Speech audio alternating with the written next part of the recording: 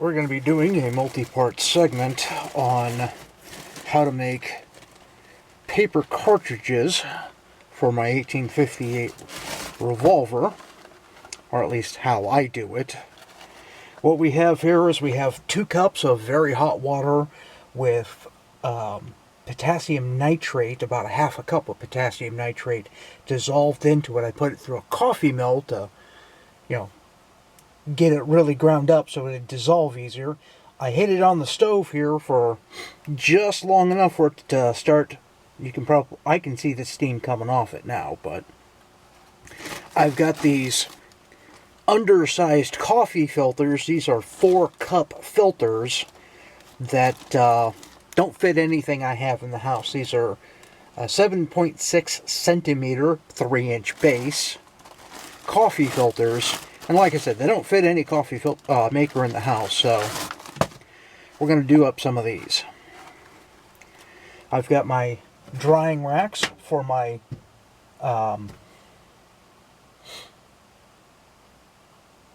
dehydrator. Sorry, had to think of the word there for a moment. And I'm going to try and break this up into smaller segments. So I take a single coffee filter, dip it in, get it nice and soaked. I don't know if you can see the steam coming off that, but I knock a little bit of the wet off and drape it in. Now you'll see that it overlaps the center. So what I'm going to do is I'm going to put 3 per level, and I've got 5 levels, so that'll be 15. Each one of these coffee filters will give me 10 paper cartridges, the way I've been making them lately. So that'll give me 150 paper cartridges.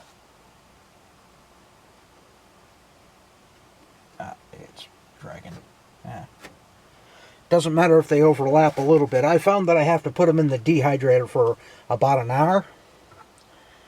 I could probably do it a little bit less, but if I forget about them for an hour, it's all good.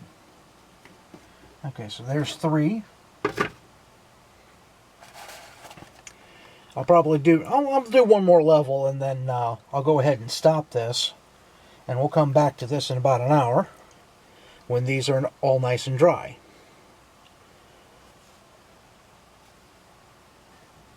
Now, one thing I do try and do is I don't stack them so that they're on top of each other as far as the layers go. I try and give them a little bit of a turn, that way the heat has a free flow through. And I'll show you what I mean here in a moment. Let me get this last one in here. And try and keep them as flat as possible when you put them in. You'll notice that I'm kind of doing a 1, 2, 3 here. And with this one, you'll see how it's going the other way. So I'll put the overlap on top of where the gaps are. And I'll do that all the way up. So basically turning them a little bit as I go. So that's 2 of them done. I've got 3 more levels to go. And we'll come back to this, alright?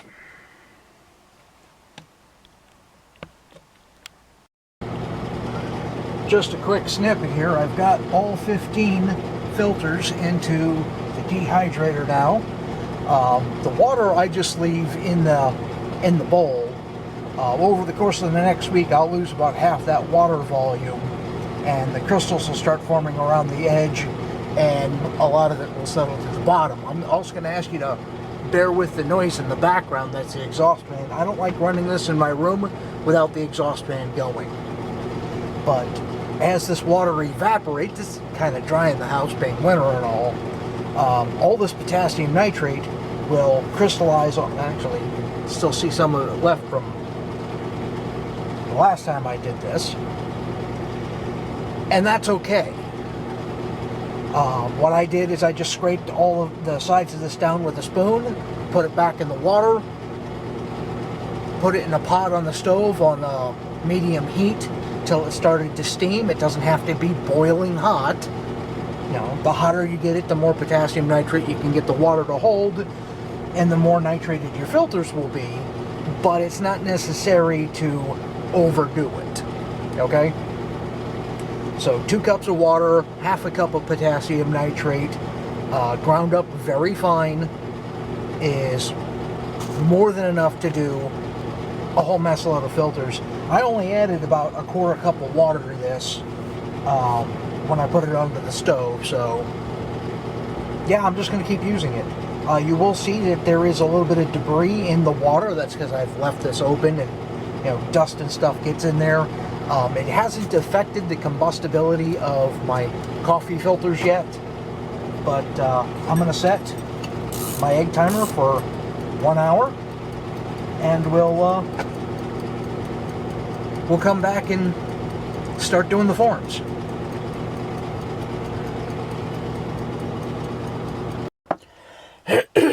Alright, these are cooling down now, so what we're going to do is we're going to make the mandrel that we wrap these around. Now, I've got all kinds of sophisticated calculations and stuff, but I found they didn't really help me all that much. So what we have is a 4-inch piece of 1/2-inch dowel. You can see the end that I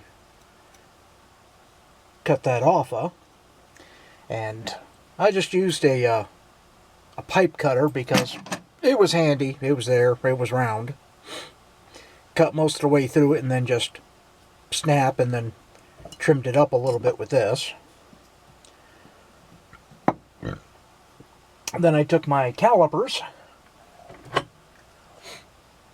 Now we want the base, or the point, to be 0.4, well, between 0.35 and 0.4.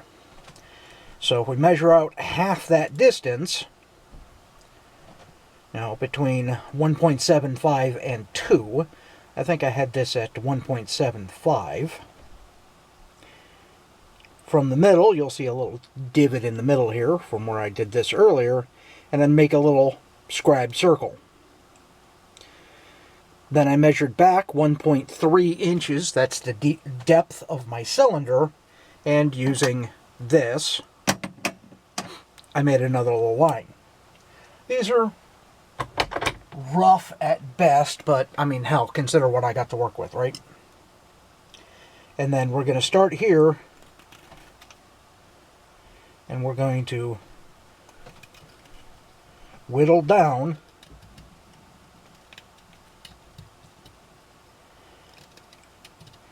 Now, in the video that I lost to Microsoft OneDrive, I'd already done this.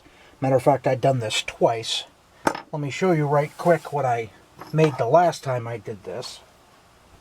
And yeah, I didn't think to grab this beforehand.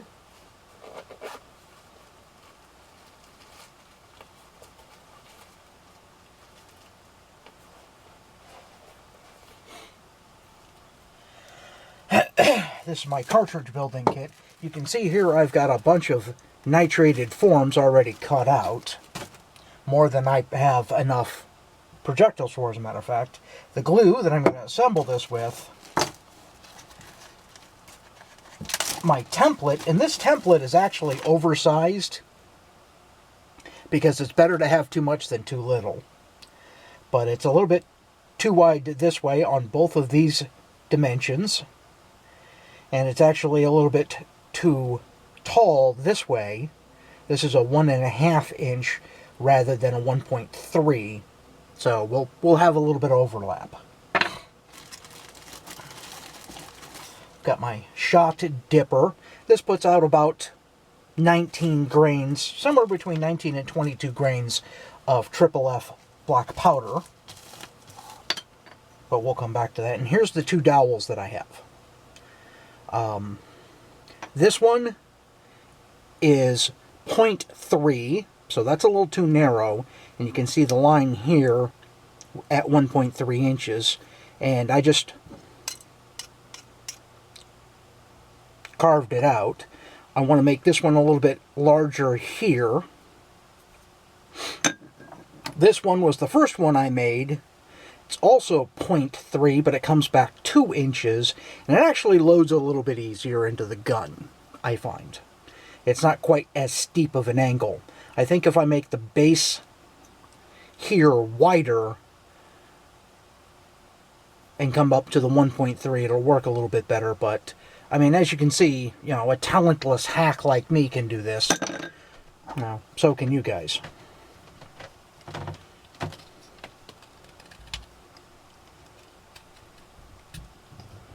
So I'm just gonna bracing against my thumb here.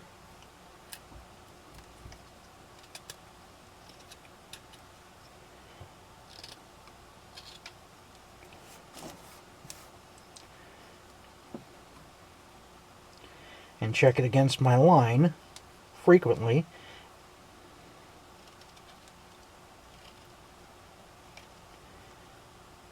I almost do always carve with a set of leather gloves on. I didn't think to grab them before I started the video up again. And there's all kinds of doohickeys and mandrels and stuff online that you can easily buy if you're not the handiest person around. I mean, I can get by. What I make will work. Might not work particularly well. And sure as hell won't be the prettiest thing out there. That one dug a little bit too deep.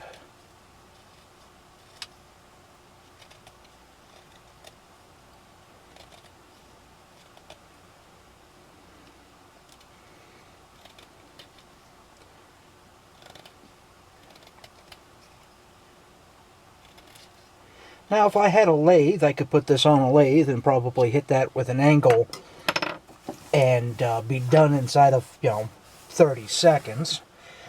I don't have a lathe. But as you can see, I've got quite a bit of this done already. So what I want to do is I want to come down to this end.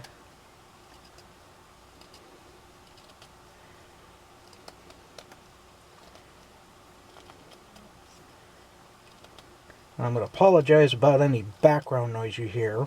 I told my brother I was going to be recording, and so he turned whatever television show he's on right now back up, not realizing how badly it echoes down the stairs.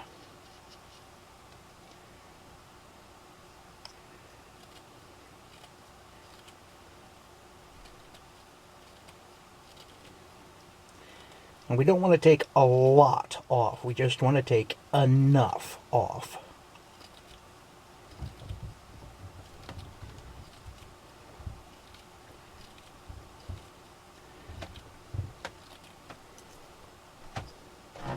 So every so often I'm going to stop and check it against my line. Got a little more on this side to do.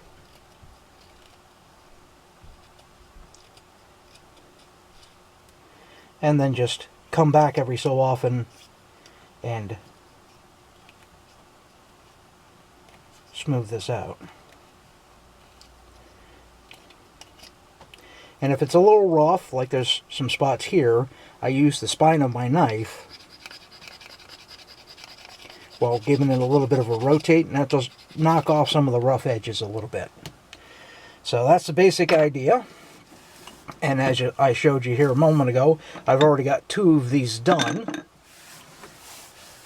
And that's how you get, or make, a mandrel. It's not the best tool in the world, but if all you got is a 1/2-inch dowel, this will get you started. So I'm going to go ahead and stop this, and then we'll start on the filters next. I'm trying to do this in little bitty segments so that, I can keep the videos under 20 minutes. Now, folks, if you like today's video, please give me a thumbs up, hit the like, subscribe, the little bell icon, leave a comment section below, because YouTube changed the way their algorithms work. And, well, if you don't comment, they won't update you when I upload new content. Don't forget, I have a Twitch, I have a Patreon, and I have a PayPal that you can donate money to me at straycat_74 at yahoo.com. So, from the Basement of Solitude, I'll catch you next time.